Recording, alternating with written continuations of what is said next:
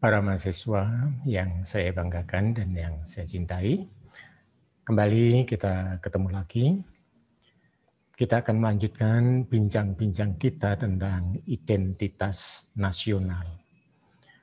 Kalau kemarin kita sudah berbicara mengenai latar belakang identitas nasional, kenapa identitas nasional itu diperlukan, khususnya bagi generasi muda, dan juga kita sudah berbicara mengenai pengertian dari identitas nasional yang dikaitkan dengan globalisasi. Nah, sekarang kita akan berbicara bagaimana dengan wawasan kebangsaan yang merupakan bagian dari identitas nasional itu sendiri. Para mahasiswa, wawasan kebangsaan dan bela negara.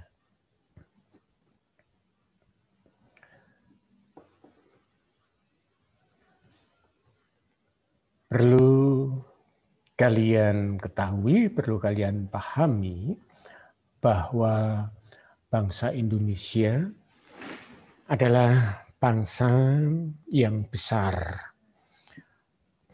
Bangsa yang jumlah penduduknya cukup besar. Dan negara Indonesia juga berada pada posisi yang strategis. Bangsa Indonesia dengan budayanya sendiri.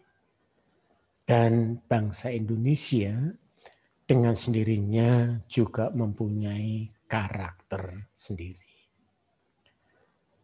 Apa itu karakter bangsa Indonesia? Karakter bangsa Indonesia merupakan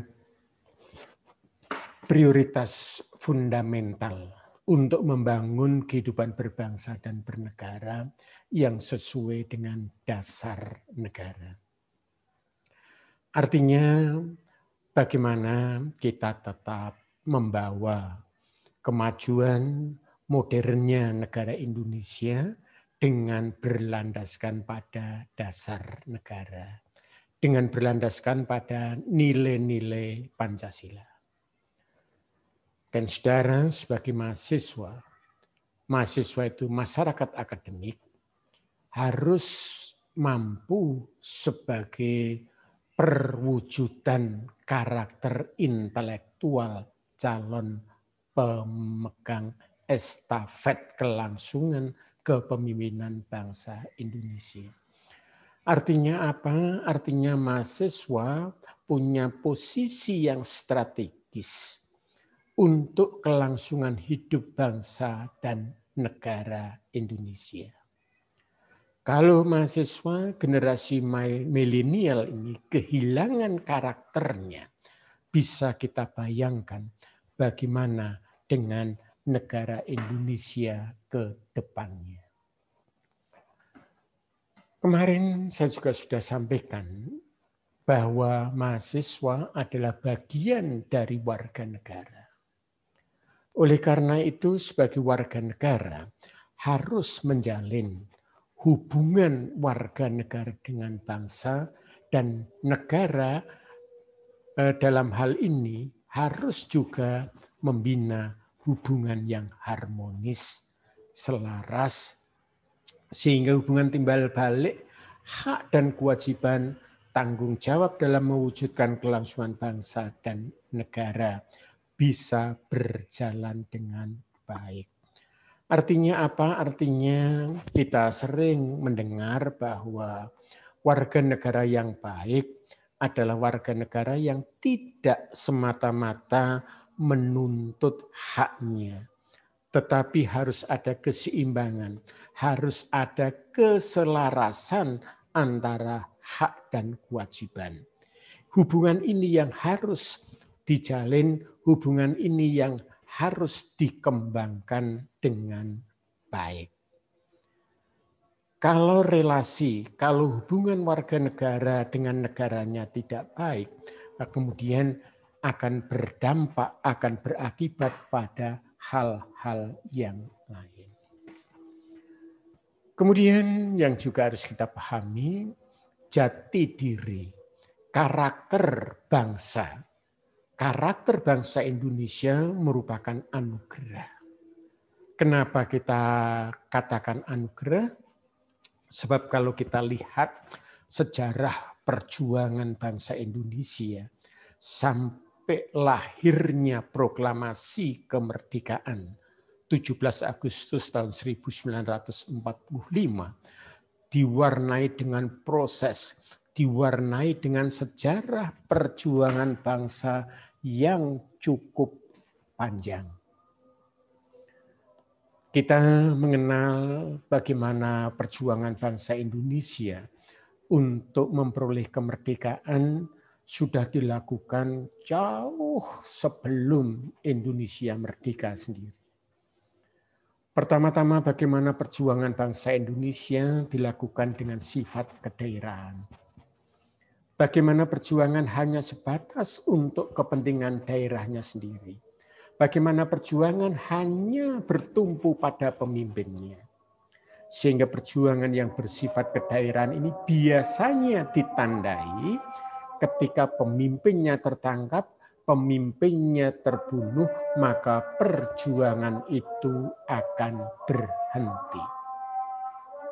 Perjuangan yang bersifat kedaerahan kemudian mengalami perubahan ketika lahirlah organisasi modern yang bernama Budi Utomo. Budi Utomo mencoba mengubah sejarah perjuangan bangsa yang bersifat kedaerahan menjadi nasional.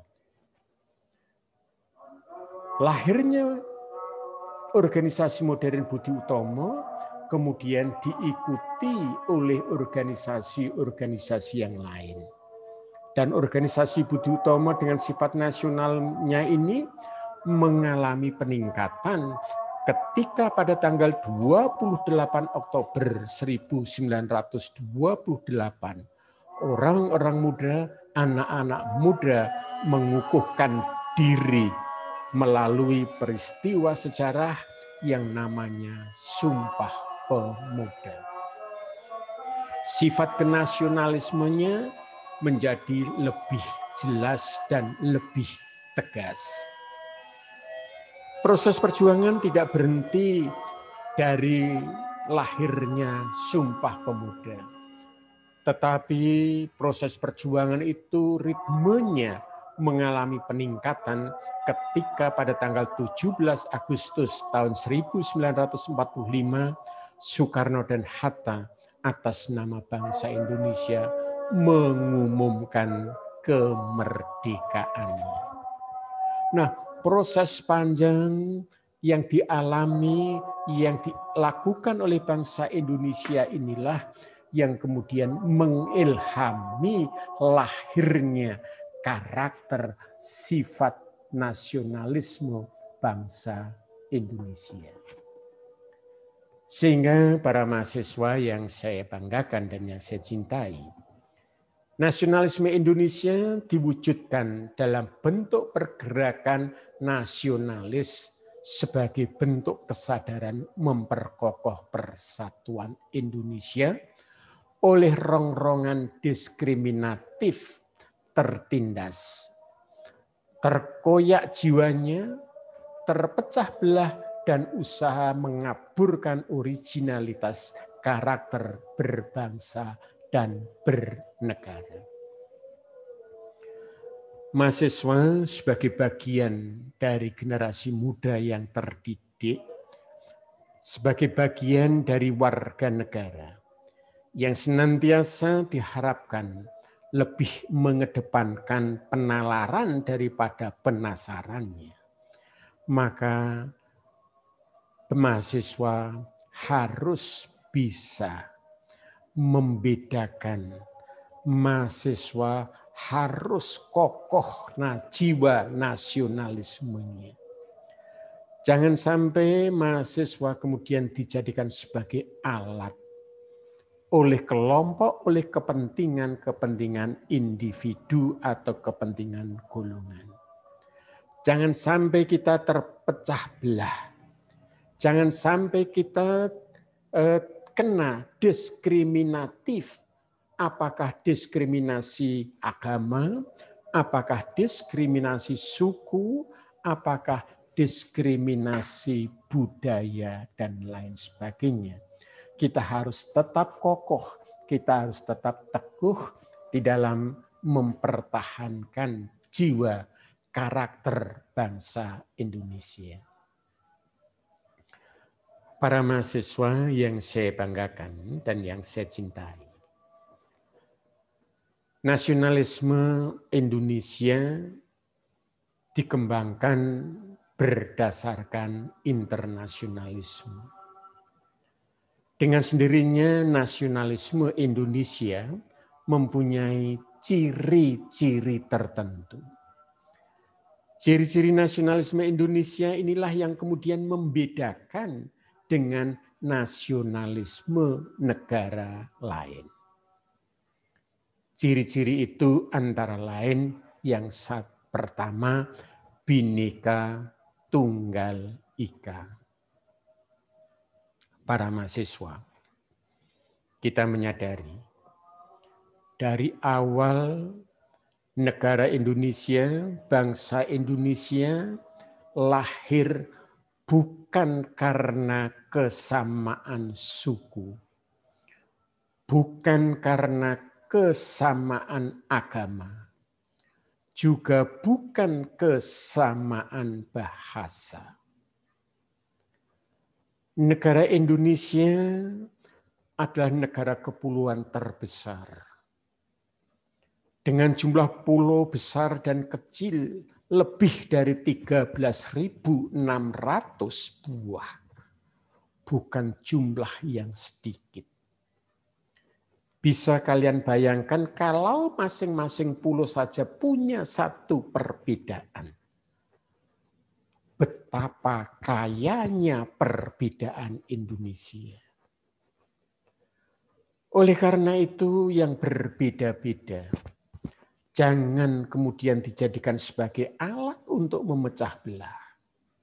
Tetapi kita harus menyadari bahwa dari awalnya kita adalah berbeda. Ketika kita bisa bersatu di dalam perbedaan, betapa indahnya, betapa nyamannya hidup di Indonesia. Saya yakin kalian pasti masih ingat ketika masih sekolah taman kanak-kanak ataupun playgroup, kalian dikenalkan dengan lagu Pelangi-Pelangi. Di mana letak keindahan pelangi? Warnanya yang beraneka warna. Dan itu keindahan yang tercipta. Tidak usah jauh-jauh, mahasiswa di dalam satu kelas pun juga berbeda satu dengan yang lain. Kalian berbeda dari asal, berbeda dari daerahnya, berbeda agamanya, tetapi kalian bisa bersama berada dalam satu ruangan yang sama. Ciri yang kedua adalah jiwa luhur Pancasila. Bangsa Indonesia dikenal sebagai bangsa yang sopan, bangsa yang santun, bangsa yang menghormati bangsa lain. Dengan sendirinya, kalau kita tidak ingin kehilangan jiwa yang luhur itu, kita harus tanamkan pada diri kita masing-masing. Apalagi kalian sebagai mahasiswa. Kemudian yang ketiga adalah harkat martabat berperi kemanusiaan. Bangsa Indonesia adalah bangsa yang dikenal sebagai bangsa yang menghormati harkat dan martabat sesama manusia. Kondisi menghormati harkat dan martabat sesama manusia nampak jelas ketika kita saat ini sedang bersusah. Sekarang ini kita sedang dilanda musibah dengan merebaknya virus COVID-19. Meskipun bukan satu-satunya negara, tetapi semua negara terjangkit virus ini. Tetapi ketika ada virus itu, maka harkat martabat sebagai manusia Indonesia nampak jelas. Mereka saling membantu, mereka saling menolong, yang kesemuanya dilakukan karena nilai-nilai kemanusiaan. Ciri yang keempat adalah solidaritas budaya, religi, martabat kehidupan, dan menghormati perbedaan. Para mahasiswa, saya percaya mahasiswa setidak-tidaknya pernah mendengar Candi Borobudur, salah satu keajaiban dunia. Bisa kita bayangkan pada waktu itu, alat-alat teknologi belum maju seperti sekarang ini. Tetapi bangsa Indonesia sudah bisa membangun candi yang megah seperti itu. Dibangunnya Candi Borobudur menunjukkan adanya solidaritas budaya, solidaritas religi. Sebab orang-orang yang hidup di sekitar candi pada waktu itu bukan kelompok agama tertentu. Tetapi mereka saling menghormati, mereka bergotong royong. Dan hasilnya bisa seperti itu. Tidak mungkin Candi Borobudur bisa berdiri megah kalau pembangunannya dilakukan dengan cara paksaan dan intimidasi. Ciri yang kelima adalah komunikasi heterogenitas bangsa. Bangsa Indonesia adalah bangsa yang majemuk. Bangsa Indonesia adalah bangsa yang diwarnai dengan banyak perbedaan. Tetapi perbedaan yang banyak itu tetap dalam satu bingkai, yaitu bingkai Bhinneka Tunggal Ika. Para mahasiswa, itu ciri-ciri nasionalisme Indonesia. Kalian bisa melihat pada diri kalian sendiri, kira-kira kalian masih mempunyai ciri-ciri itu atau tidak? Kalau kalian mulai kehilangan ciri-ciri itu, kalian harus bangun kembali. Karena sekali lagi, bangsa Indonesia ke depan sangat dipengaruhi oleh bagaimana saudara mempersiapkan diri kalian sendiri. Ketika kita sudah memahami ciri identitas nasional Indonesia, maka yang berikutnya harus kita pahami juga adalah konsep wawasan kebangsaan dalam bela negara. Para mahasiswa, sebagai bagian dari warga negara, saudara pun mempunyai kewajiban untuk ikut ambil bagian dalam bela negara.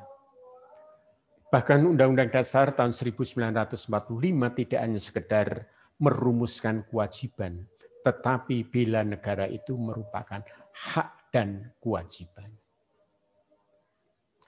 Bagaimana implementasi mahasiswa di dalam menerapkan konsep bela negara ini. Bagi mahasiswa, konsep itu minimal didasari oleh kebiasaan belajar disiplin, kerjasama dalam solidaritas, dan tanggung jawab, serta membentuk pribadi yang unggul. Disiplin. Kalian harus menanamkan disiplin diri. Kalian harus bisa membagi waktu. Kapan kalian belajar, kapan kalian bermain. Kemudian juga kerjasama dalam solidaritas. Sering mahasiswa di dalam mengimplementasikan kerjasama ini kurang tepat. Terlebih ketika mahasiswa mengerjakan tugas kelompok. Sering dijumpai yang mengerjakan tugas itu hanya satu mahasiswa, yang lain hanya sekedar memberikan nama dan nomor induk mahasiswanya. Kebiasaan seperti ini mestinya perlu diubah. Kebiasaan yang tidak baik seperti itu sekali lagi harus diubah. Masing-masing anggota kelompok harus mempunyai peran masing-masing. Dan peran itu harus dilaksanakan dengan penuh tanggung jawab. Maka ketika disiplin sudah kalian miliki, kerjasama kalian laksanakan, tanggung jawab juga kalian laksanakan, maka kalian akan mempunyai pribadi yang unggul. Pribadi yang unggul yang bagaimana? Pribadi yang memiliki semangat kebangsaan. Pribadi yang mencintai bangsa dan negara Indonesia. Dalam konteks yang sederhana, mencintai produk dalam negeri. Kemudian yang kedua, kesadaran dalam heterogenitas.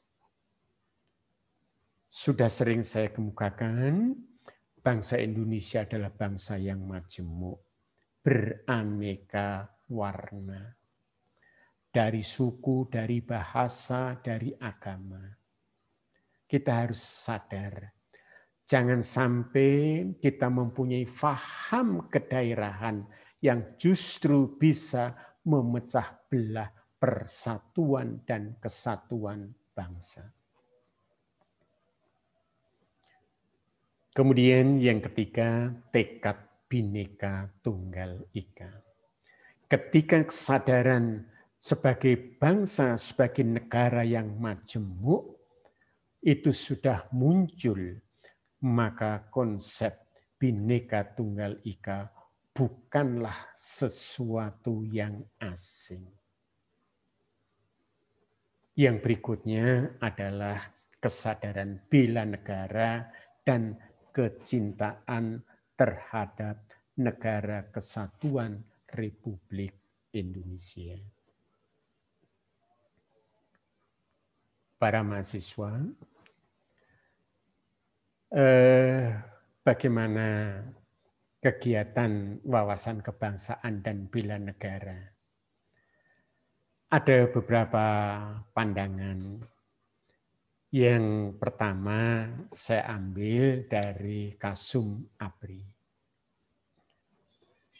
Mengapa wawasan kebangsaan dan bela negara penting bagi mahasiswa? Karena ada beberapa hal yang harus dihadapi. Yang pertama, terorisme.